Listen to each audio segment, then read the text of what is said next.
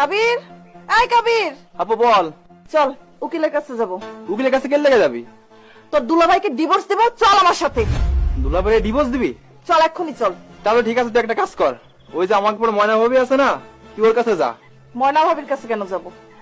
ময়না ভাবি কোর্ট কাছারি পুলিশ এগুলো ভালোভাবে বোঝে, আমি এগুলো বুঝি না। তাছাড়া আমার একটু কাজ আছে, আমার একটু খেলা আছে, আমি যাবো। আমি গেলাম। তোদের শুধু কাজ আর কাজ, আমার কাজের বেলায় কাউকে পাই না। তুই যা। আচ্ছা, আমি ময়না ভাবির কাছেই যাইতাছি। ভাবি, আপনার বাপের বাড়ি গেছিলাম আপনারে খুঁজতে, তারা বললো এই বাড়িতে আপনি কাম করতে আসছেন। আচ্ছা, কি দরকারে আইছেন? কিন্তু আপনি মানুষের বাড়িতে কাম করতেছেন কেন? আপনার তো ভালো অবস্থান ছিল। কি করবো, আমার ভাগ্যে ছিল। বিয়ের আগে তো বাপের বাড়িতে আমি রাজার হালেই ছিলাম, বাপ মায়ের আদর, ভাই বোনের আদর। কিন্তু এরপরে যখন বিয়ে হইল, বিয়ের পরেও ভালোই ছিলাম, স্বামী আমার অনেক যত্ন করেই রাখত। কিন্তু আমার তো চাহিদা ছিল বেশি। আমার স্বামী নতুন শাড়ি কিনা দিতে পারতো না, এক জায়গায় ঘুরতে যেতে চাইলে নিয়ে যেতে পারতো না। আমার খুব রাগ হইতো, প্রায় ওর সাথে এগুলা নিয়ে আমার ঝগড়া হইতো। তখন সময়টা এমন ছিল যে বিভিন্ন মানুষ এসে আমার স্বপ্ন দেখাইতো, লোভ দেখাইতো, যে আমি যদি আমার স্বামীরা ডিভোর্স দিয়া দিই, তারা আমার আরো ভালো কিছু দিব, আমি এক জায়গায় ভালো জায়গায় বিয়া করতে পারবো। আমার বাড়ি থেকেও আমার মা আমার লোভ দেখাইতো যে আরো বড় লোক ছেলে দেখে আমার বিয়ে দিয়ে দিব।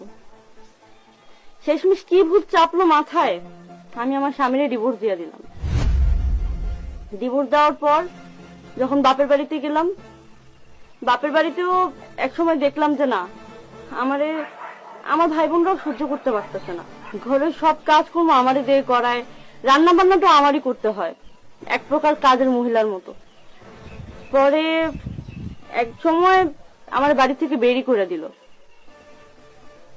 এখন কই আর যাবো, আমার তো আর কোনো যাওয়ানোর জায়গা নাই।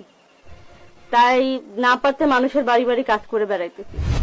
আসলে ডিভোর্স যে কতটা ভয়ানক একটা নারীর জীবনে, এটা এখন আমি হাড়ে হাড়ে টের পাইতেছি।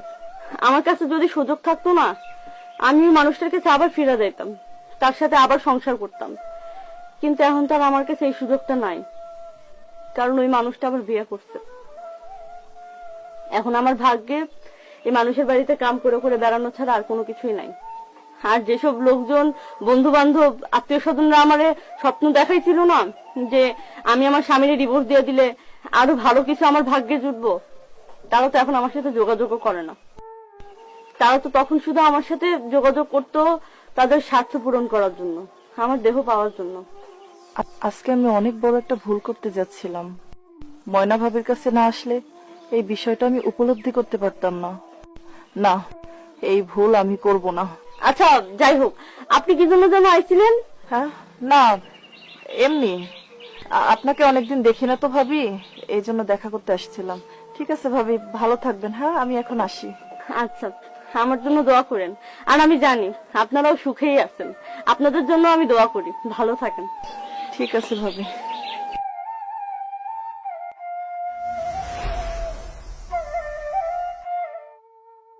আমাকে তুমি ক্ষমা করে দাও।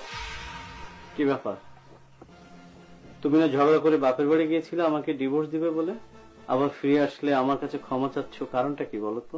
ডিভোর্স একটা নারীর জীবনে কতটা ভয়াবহতা নিয়ে আসে সেটা আমি বুঝতে পেরেছি। আমি আর এই ভুলটা করতে যাব না। আমাকে তুমি ক্ষমা করে দাও। দেখো, স্বামী হিসাবে আমার যতটুকু সামর্থ্য আছে আমি কিন্তু তোমার জন্য চেষ্টা করি, হয়তো অনেক কিছু করতে পারি না।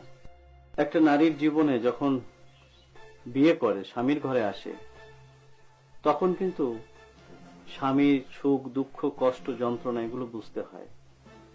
আমি তো আমার সামর্থ্য মতো তোমার পাশে থাকার চেষ্টা করি, হয়তো আমার অনেক কিছু দেওয়ার সামর্থ্য নাই, কিন্তু তুমি সংসারেও মন দাও না, সবসময় তোমার এটা দাও ওটা দাও, বাইরে যেতে হবে, শপিং করতে হবে, বন্ধুদের সাথে আড্ডা দিতে হবে। এটা কিন্তু সংসারের অংশ না। আর যে সমস্ত নারীরা এই কাজগুলো বেশি করে,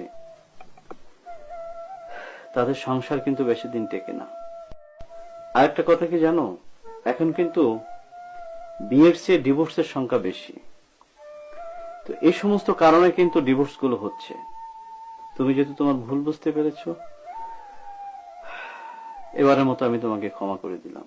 আমি আমার সংসারটাকে যত্ন করে গুছিয়ে রাখবো। সারাটা জীবন আমি তোমার পাশে থাকবো, সুখে দুঃখে সব সময়। আর এখান থেকে তখনই বের হব যখন আমি মরে যাব। আমার মরা লাশটা বের হবে, তার আগে আমি যাব না। তোমাকে আমি কথা দিলাম। আর সারাটা জীবন আমি তোমার এই বুকের মধ্যেই থাকতে চাই।